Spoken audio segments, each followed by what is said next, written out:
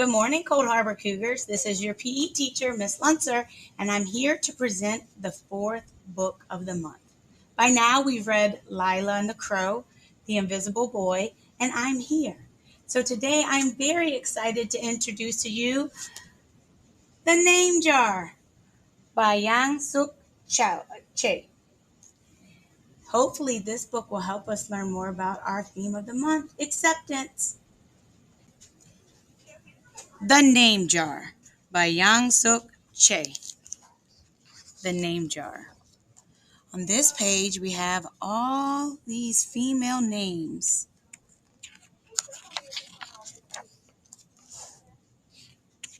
The Name Jar by Yang Suk Che. For Soon An Lee, my mother, and thanks to Tracy and Michelle. Through the school bus window, Young Hae looked out at the strange buildings and houses on the way to her new school.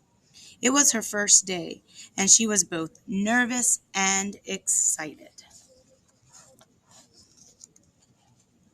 She fingered the little block of wood in her pocket and remembered leaving her grandmother at the airport in Korea. Her grandmother had wiped away Yoonhae's tears and handed her an ink pad and a small red satin pouch. "Your name is inside," she had said. "My name?" Eunhae had wondered. Again she took out the red pouch to look at the wooden block with her name carved in it. As she ran her fingers along the grooves and ridges of the Korean characters, she pictured her grandmother's smile.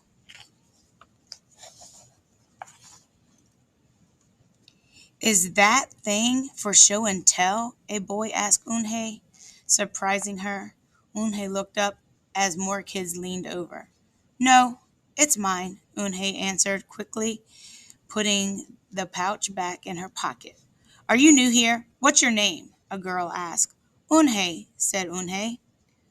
"Oh, nay," the girl asked, scrunching up her face. Oh, nay," some kids chanted. "No, Eunhae corrected. It's spelled Unhei. It's pronounced Eunhae." "Oh, it's Yo-hey," the boy said. "Like, you, hey. What about hey, you?" Just then the bus pulled up to the school, and the doors opened. Eunhae hurried to get off. "You, hey, bye-bye," the kids yelled as she left. Eunhae felt herself blush.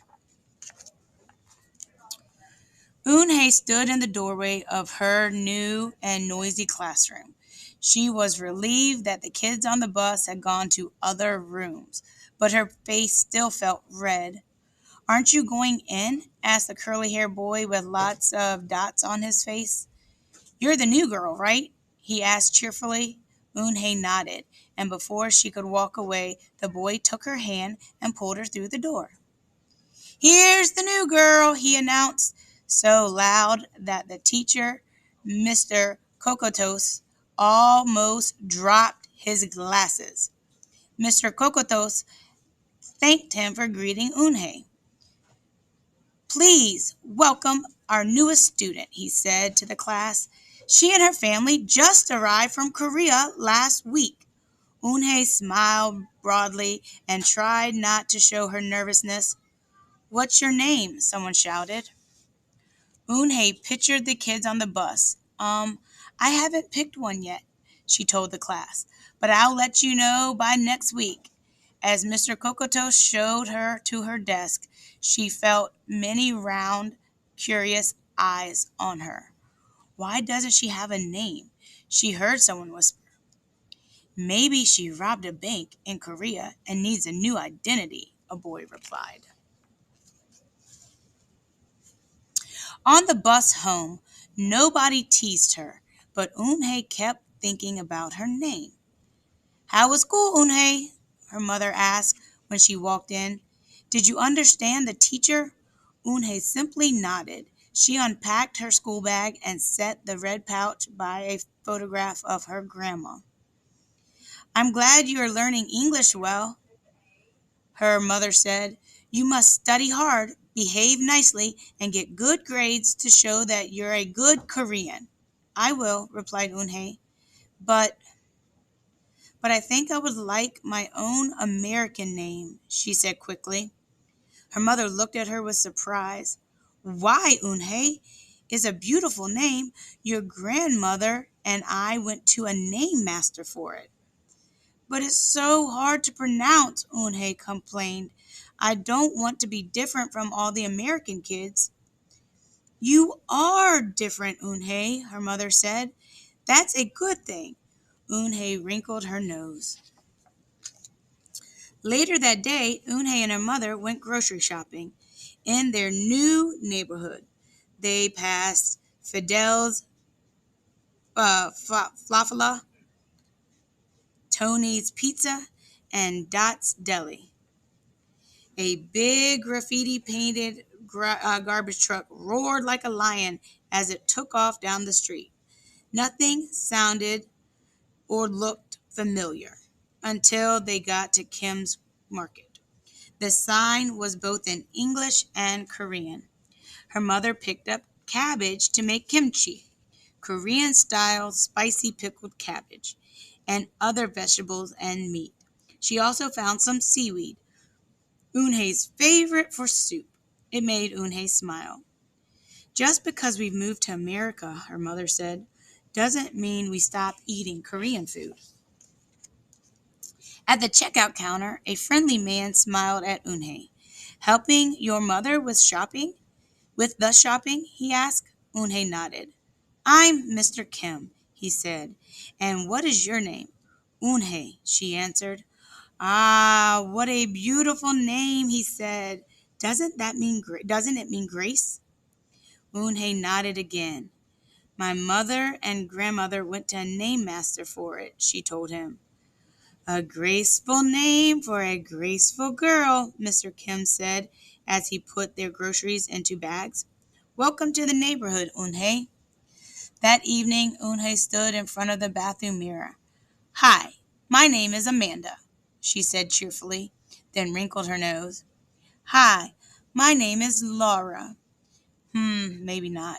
Her smile turned down. Nothing sounded right. Nothing felt right. I don't think American kids will like me, she worried as she began to brush her teeth. Hey, my name is Susie, she said in the mirror with her mouth full of toothpaste. The next morning, when Eunhye arrived at school, she found a glass jar on her desk with some pieces of paper in it. Eunhye took one out and read it aloud. Daisy. That's my baby sister's nickname, but she said you could use it if you want, said Cindy, who sat next to her. Eunhye took out the rest of the paper. Tamila, she read. I got it from a storybook, said Nate. She was smart and brave. Eunhye nodded and unfolded another piece. Wednesday. Yeah, it came to her as Wednesday, said Ralph. Thank you for your help, she smiled, a smile spread over Eunhye's face. Ralph quickly said, We'll put more names in. You can pick whatever you like, or pick them all, and you'll have the longest name in history. At 3 o'clock, the bell rang for the end of the school day. Eunhye looked out the window and saw it was sprinkling. It's the same rain, she thought, but in a different place. She watched other kids leaving in groups. Hey, the familiar voice called out to her. Eunhye turned around to see the curly-haired boy again. I'm Joey, he said. And you? Don't you have any name? Eunhye thought for a moment. Well, I can show you, she said, and took out a small reddish pouch. She pressed the wooden block on the ink pad and then stamped it on the paper.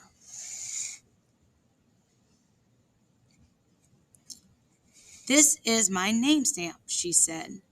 My grandma gave it to me in Korea.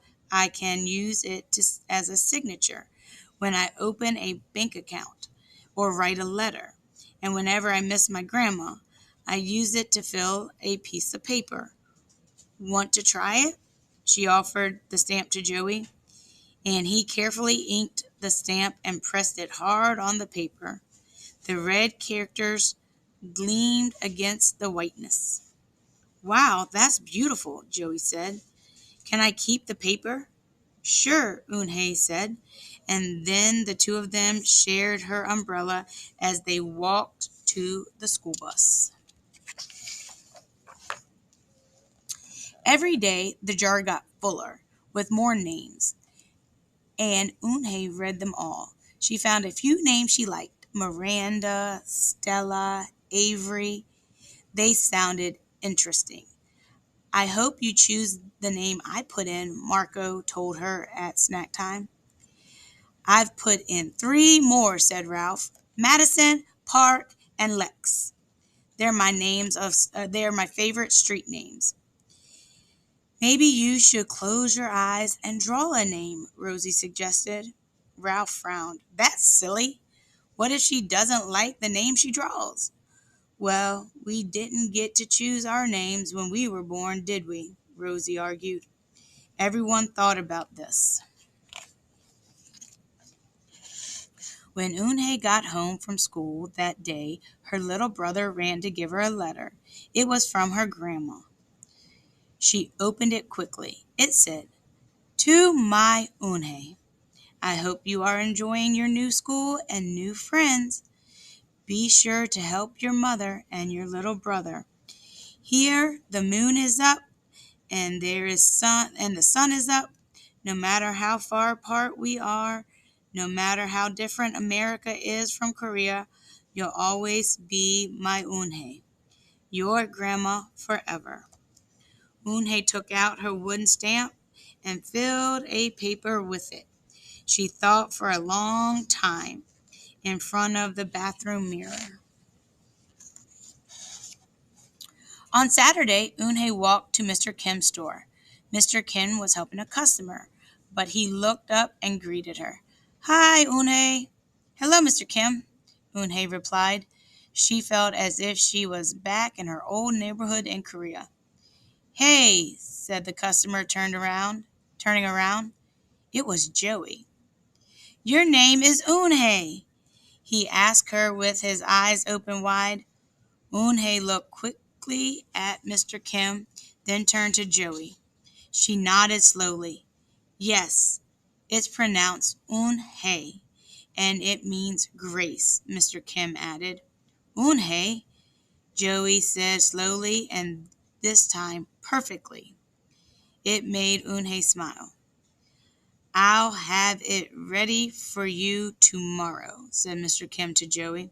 Thank you, Mr. Kim. See you Monday, Eunhye, Joey said to her. He left before she could ask him why he was at the store.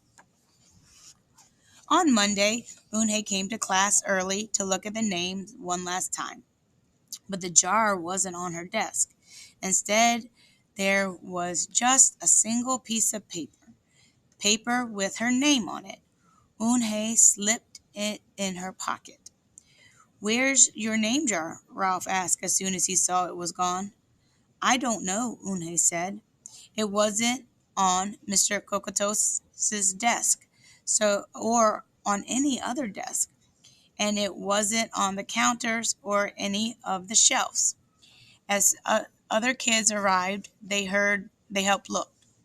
As other kids arrived, they helped look. Soon, Mr. Kokotos came in. Ralph shouted at him, The name jar is gone! The jar with all the names in it. Gone, Mr. Kokotos replied. With a look of concern, he asked Eunhye, Did you get a chance to read all the names? Eunhye nodded. She took a breath. I'm ready to introduce myself, she said. Eunhye wrote her name in both English and Korean on the chalkboard. I liked the beautiful names and funny names you thought of for me, she told the class, but I realized that I like my name best, so I chose it again. Korean names mean something. Eunhae means grace. Grace, grace, Eunhae, shouted Ralph. Everyone tried to say it. Eunhae, Eunhae, Eunhae. Eunhae said her name again, slowly and clearly. Soon the kids began to say it better. Even Mr. Kokotos. They applauded Eunhae's choice. I was named after a flower, Rosie whispered to Eunhae. Lots of American names have meanings too, Mr. Kokotos reminded everyone. When the class was dismissed, Eunhae heard her new friends saying goodbye. Bye, Eunhae. See you tomorrow.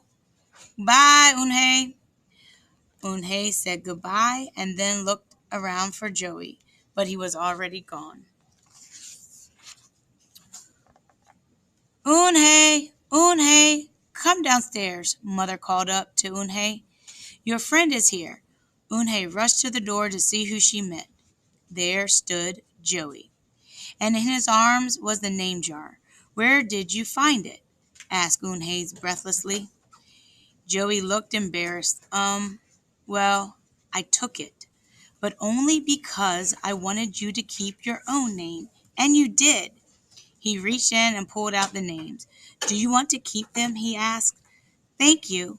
I'll keep them as a souvenir, Eunhae said happily. Then she pulled out a piece of paper from her pocket. Do you want this back? Joey grinned. You can keep it. I'll return the name jar to the class. Maybe you could put some Korean nicknames in it for us. Names with good meanings. I could do that, agreed Eunhae. I've already got a Korean nickname, Joey said. Mr. Kim helped me choose it. Carefully, he pulled out a small silver felt pouch from his pocket. Then he took out a dark wooden stamp with beautiful Korean characters carved sharply into it. He pressed it on the ink pad and then on a piece of paper. Next to her name, Jin-gu, read Eunhae. That means friend. And Jin-gu smiled back. The end, friends. As I look at these names and reflect on our book, The Name Jar, I can't help but think of how we can show our acceptance by being kind cougars, House Haruma, respectful cougars, Kula, and trustworthy Tatanka cougars, and always make our friends feel welcome, loved, and accepted.